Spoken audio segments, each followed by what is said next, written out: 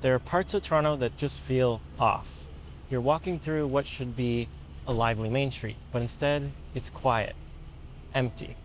It feels like you've stepped into an entirely different city, one that didn't quite keep up. You don't see the foot traffic, you don't see the storefronts, you just get the feeling that something's off, and it's not always easy to explain why. Sometimes we blame retail trends or the economy, or we just assume people have moved on. But in some of these neighborhoods, the truth is a lot more complicated and a lot less visible. Today, I'm on Queen Street East, specifically the stretch between Church and the DVP, because this neighborhood is one of the clearest examples of what happens when a neighborhood is ready to change, but it just can't. And the reason why comes down to something that most people never think about: zoning.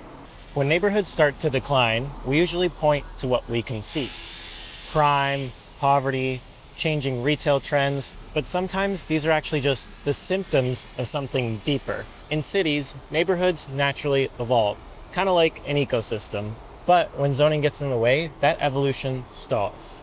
Now, most of this stretch is zoned commercial or mixed use. So that means if you want to build something new or completely renovate an existing building, will most likely be required to include a ground floor commercial space. And that's whether there's demand for it or not. I'll come back to that in just a bit. These rules are meant to preserve that Main Street character that Toronto is so famous for. But when foot traffic disappears and storefronts sit vacant, those rules, when a neighborhood is like that, just stop making sense. And they make it incredibly difficult to turn unused space into something the area actually needs, like housing. That's because residential only use, or higher density residential use, is not allowed under the zoning. So the neighborhood stays stuck, and not because there's no demand to live here, but because the rules won't allow the area to evolve when it so desperately needs to. Now, just to be clear, this is not a call for gentrification, this video.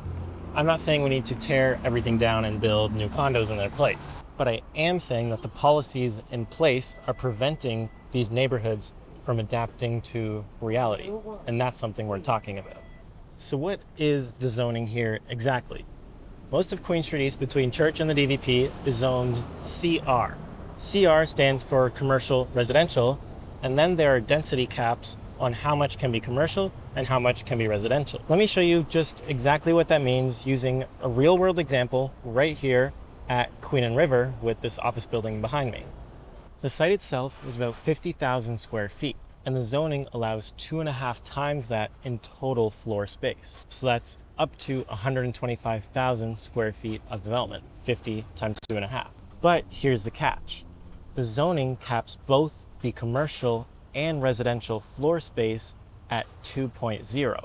So that means that it can't be more than double the square footage of the site. So that means you can only build up to 100,000 square feet of either commercial or residential space. And the max allowable is 125,000 square feet. So if you max out the residential portion at 100,000 square feet, you'll be left with 25,000 square feet that can no longer be used for residential since you hit the cap, but it can be used for commercial or even nothing if you prefer. But if you submit a proposal without that commercial space, chances are that you'll face pushback from City Council and the city planners. Because the zoning here, again, is designed to preserve that Main Street character feel, which involves having ground level retail that you can walk right into, especially along major transit corridors like Queen Street here.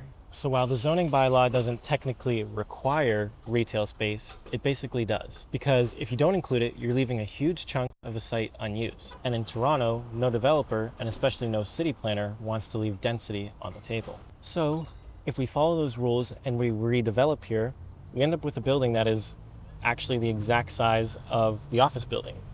25,000 square feet of base floor space. And then instead of 4 stories, it'll actually be 5 stories. So imagine that building with 1 extra story. And that's what you end up if we were to redevelop this entire lot. So even with a huge site like this on a streetcar line and right next to another streetcar line, it's just a block away from King, and close to the Ontario line stop, you end up with a modest 5-story building that'll hold maybe 40 or 50 apartment units and then have a ground floor retail space while the rest of the lot stays exactly as it is now, completely empty. Now, just a block or two south of here, on streets like Richmond and Adelaide, it's a completely different story because the zoning there is different. The zoning shifts to CRSS1, which does not cap density. Instead, it basically just controls the way the building looks. So things like height, the massing of the building, its setback from the sidewalk, stuff like that, which gives developers way more flexibility and ends up being a much better use of the space that they're given. Looking specifically at Queen Street East between Church and the DVP, the area has had its peak moments, and there are definitely still some great storefronts here. I mean, just down that way, that blue store is Acadia Bookstore, an amazing bookstore, and a neighborhood staple. There are a handful of more stores like it that are iconic to the neighborhood, but as time has gone on in the neighborhood, you can definitely see that it's past its peak. As each year passes, more and more businesses leave, and then they leave their storefront vacant as it sits up for lease for months and then years, and nothing ever happens and no one ever takes their place. The zoning remains the same, so no change can happen, nothing else can go there except for another store, but no one wants to open one, especially with the way things have been the last few years. Commercial, especially small business storefronts, just have not done well. And then, when nothing is built and nothing is occupied, what happens?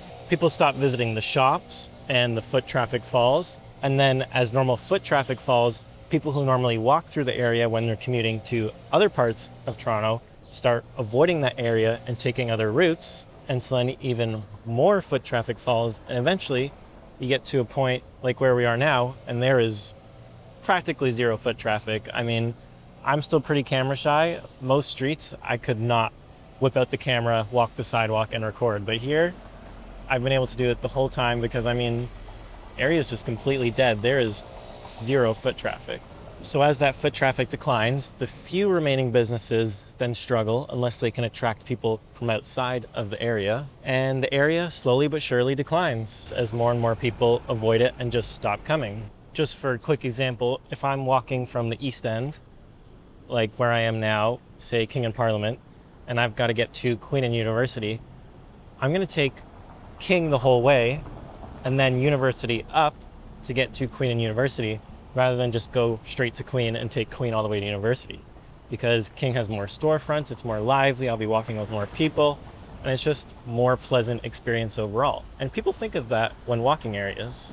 And so back to the businesses side of things, still looking at Queen Street East here, the evidence of businesses in the area failing and no new ones opening is not only something you can see as you walk the streets, but there's evidence of it behind the scenes as well. There was recently an attempt to bring back the Queen East BIA, and that had failed. The area did had one briefly in the late 2000s, I think it was around 2008, but it only lasted a few years before failing because the area just has not enough commercial properties and way too much institutional land to feasibly support a BIA. Businesses don't want to pay the extra tax for a BIA, and then most of the major shareholders, like shelters, addiction centers, and churches, don't actually contribute to a BIA because they're institutional, they're not businesses in the area. And so the neighborhood just simply can't support a BIA under the current conditions. Now, the failure to restart the Queen East BIA doesn't mean that the area is entirely hopeless, but it does show how deep the structural barriers run when things like zoning, land use, and economics are all pulling in different directions. But it's not that Queen Street East is fundamentally undesirable. Just a few blocks west of here at Queen and Church, the area tells an entirely different story. So what's different here? It's not the zoning, it's actually the scale and who's behind these projects.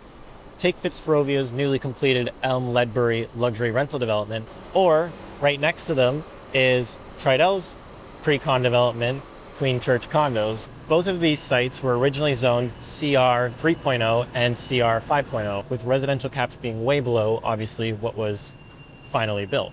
They didn't get approved under the existing zoning. Instead, the developers applied for zoning bylaw amendments, request to build denser buildings than the bylaw allows. That amendment process is long, expensive, and complicated. You need a huge team of lawyers, architects, consultants, engineers, and then Once you have that team, you need to go through numerous community consultations, traffic studies. The list goes on and on and on, and it's something that can really only be completed by somebody who's capable of building something like what you see behind me at such a large scale.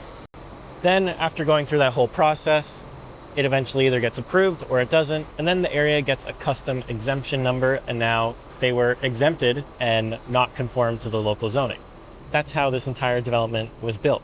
Not because the zoning made it easy, but because the developers were big enough to push through the zoning laws. So what we end up getting is this strange imbalance. Massive towers where developers can afford to override the zoning, and then on the other hand, stagnation everywhere else where the zoning basically just stays frozen in time and smaller projects just can't make it work. And so in turn, the area itself stays frozen in time. I'm not pushing for hardcore gentrification because, as you can see in the park behind me, it really doesn't do anything to fix systemic issues, especially in areas like this, where there are so many resources here for people who struggle with mental health and addiction issues. So gentrification isn't the answer. I'm just saying that there should be the flexibility for an area to adapt. And most of Queen Street can't adapt. Here at Queen and Church, yes, they now can, but only because large-scale developers push through. And another issue that you can see is when a large-scale developer comes in, they go big or they go home, and they went big here. And that also doesn't help with the gentrification side of things and systemic issues. But more small-scale developments, on the other hand, could. But anyways, a little bit of a rant, I guess, but more so I just wanted to address it and cover it because I can't go through this neighborhood and not address something like that where that is the main thing you see as you walk these streets. So let's get back to the bigger issue now that you've seen some examples.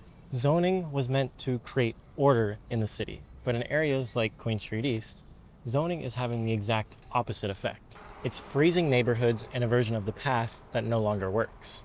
When the commercial requirement stays, even when there's no demand, you end up with these ghost streets. When zoning doesn't allow residential use as of right, you get empty lots or stalled development. This is similar to when developers buy up businesses in an area to assemble land so they can later develop it, but then it gets stalled because they can't get a zoning amendment, and so there's no businesses there because they kick them out saying we're going to build, but they're also not building at the same time, and then it gives you kind of this ghost street, ghost town area. And there's also a factor to consider that it could also just be the city trying to preserve commercial corridors, not only for the Main Street feel, but for tax purposes because they collect way more tax on commercial properties, whether there's a tenant in them or not. And this can really ignore the long-term cost of neighborhood decline. Again, this is not a call for aggressive gentrification. It's a call for flexibility. I think I almost just fell there. What if commercial zones that had vacancies for X amount of years could then automatically be rezoned and converted to housing? What if small-scale apartments could be built as of right in struggling commercial corridors? What if mixed use didn't just mean retail or nothing? What if it meant daycares or even live-work units?